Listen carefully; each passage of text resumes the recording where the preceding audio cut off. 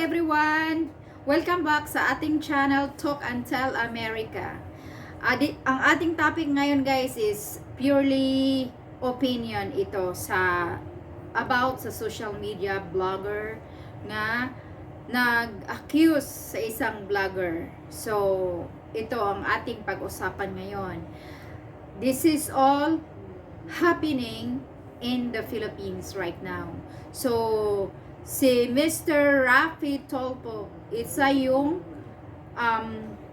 senator sa Philippines, pero meron siyang channel also na para sa mga taong naaapi. At siya yung tumutulong, nag-resolve sa mga naaapi. So, isa yan. Ngayon, ito si Sir Raffy Tulfo. Ang aking aso nagaw-aw.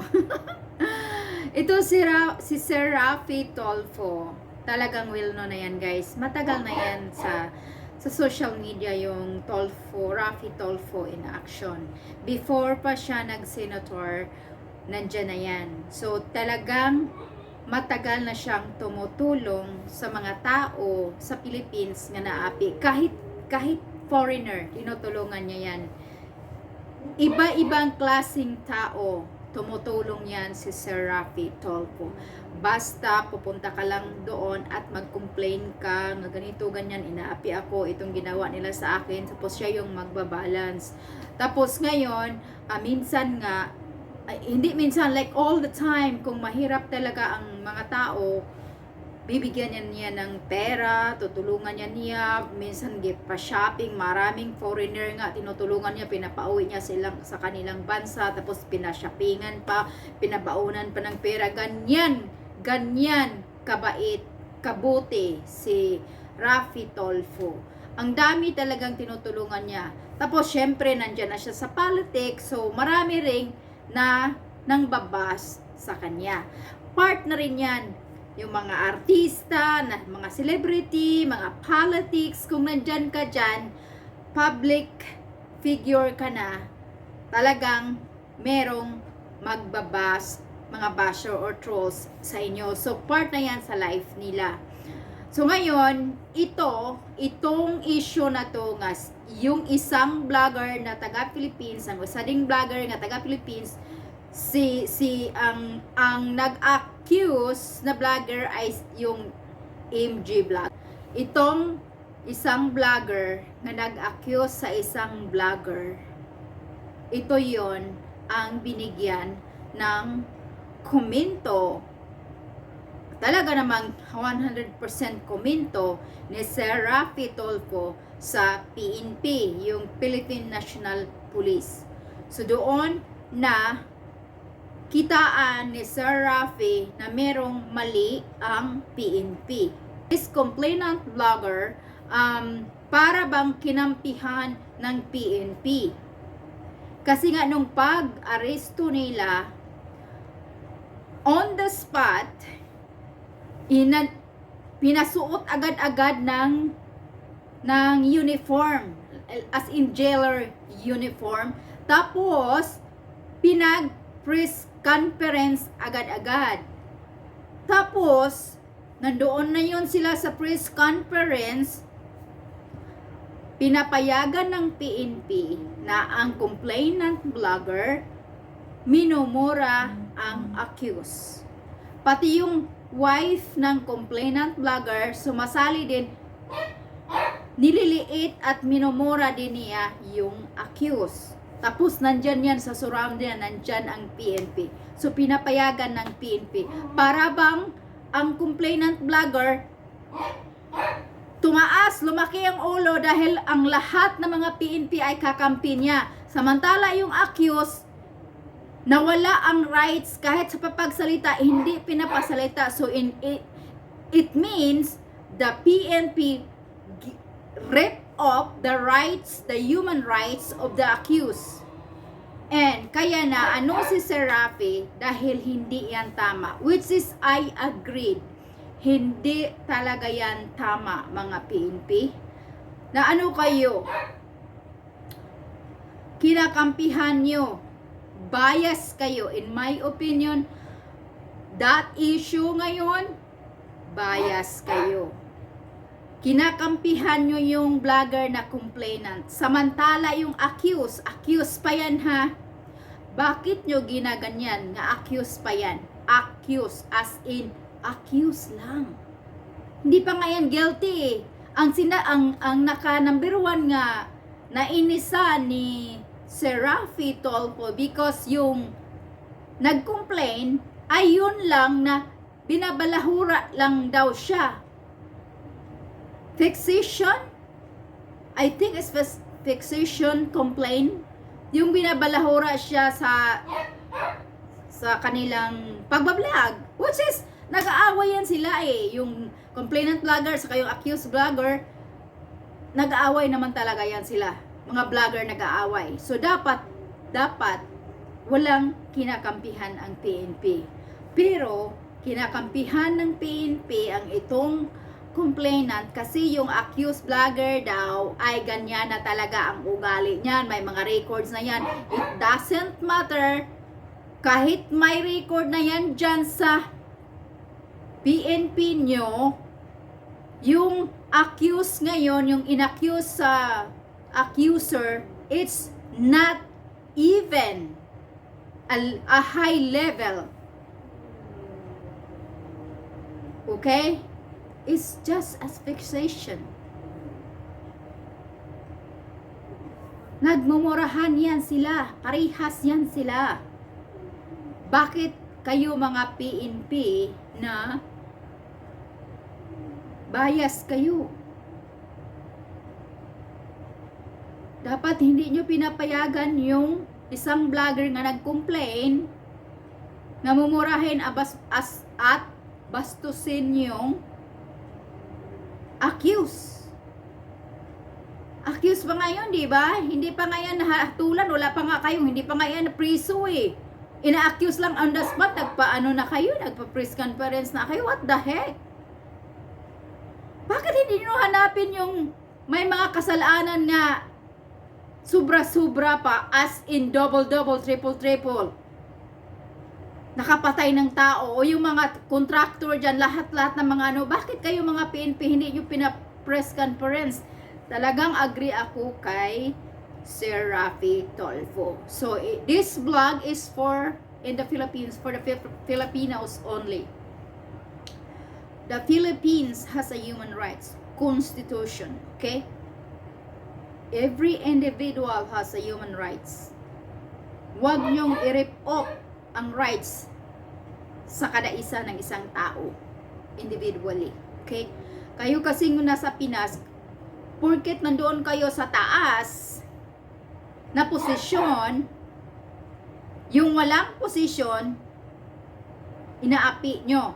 Tulad yan ngayon, ng isang accused. Inaapi nyo kasi sinabi, na-jail na yan noon. So, inaapi nyo, tinanggalan nyo na ng rights, ha? Kayo na.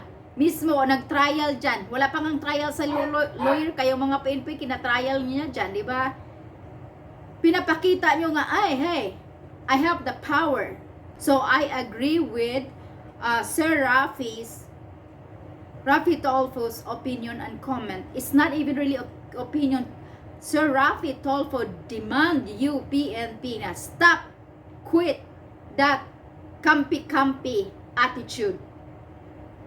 Dapat kayo yung batas, patas, marunong kayong tumingin individually sa yung nagkasala or yung nagko-complain. Ibigay nyo sa kanila ang rights. What's their rights? Siguro nakalimutan nyo ang constitutional. Meron ngayong mga batas ng human rights sa Philippines, additional, newly addition to the old one. So, basahin nyo. Kayong mga old PNP dyan, na high ranking, yung nalalaman yung human rights batas, old na yon. Merong mga bagong batas ngayon. Pag-aralin nyo para magamit nyo sa inyong posisyon. Kasi ngayon, parang hindi nyo nagamit talaga ang human rights. Newly human rights batas additional to the old one. Maraming obsolete. Yung old one na human right batas, marami ding obsolete doon. Kaya maraming bago ngayon. Basahin nyo, baka hindi nyo alam ang human rights, especially now. This is the new generation, new era. There are a lot of batas already is changed already. People are getting smarter. Yung mga panahon pa ni kupong-kupong na mga batas dapat pinapalitan at pinapalitan na nila. Obsolete na. So, basahin nyo ang mga bagong batas ngayon sa human rights para hindi kayo magkamali. Hindi porket na accuse, nilagyan nyo ng pusas, inaristo nyo, pwede na kayong hey media, camera, news, come on, here, in your news ito. No, you cannot do that. You apply the individual's human rights. Kahit yung mga taong nasa raw, may mga rights yan sila. Ano pa kaya kung ina-accuse lang, tapos ginanyan yun na, inaapi nyo talaga, as in, kinakampihan nyo yung vlogger na complainant. Bakit? Malaking vlogger si MJ? Million of pesos ang earn ni MJ sa pagbablog niya sa YouTube? Yes, it is. Million. O, itong additional na ito, million na rin to. Ang saya-saya siguro ng vlogger na yan kasi nag-additional na marami nang nag-subscribe sa kanya, sa kanyang ginawang unjust sa isang vlogger. Ay, yung mga pinopost niya, marami na rin yung views, million na rin yung nakita doon. O, kumita na, sinong kumita? Ayun. Yung kinapampihan nyo, tama siguro si Sir Raffy Tulfo. Sir Raffy Tulfo said, baka binayaran kayo ng nag-complain sa inyong vlogger kasi malaking vlogger yun eh. Million pesos kinita nyo sa YouTube eh. Baka tama si Sir Raffy Tulfo. Na-influence kayo dun. Hey, he's a big vlogger. He's a millionaire now. Earning pang vlog. So ayan. Pinapayagan nyo nga. Nagdala, according to Sir Raffy Tulfo, pinapayagan nyo. Nagdala ng banda doon. May kumakanta pa. Binabastos ang accused doon in front of this conference. What is the justice? Tapos ang dami pang, ang aking aso, sabi ng aso ko, bakit daw ako sumisigaw? Hindi ako sumisigaw.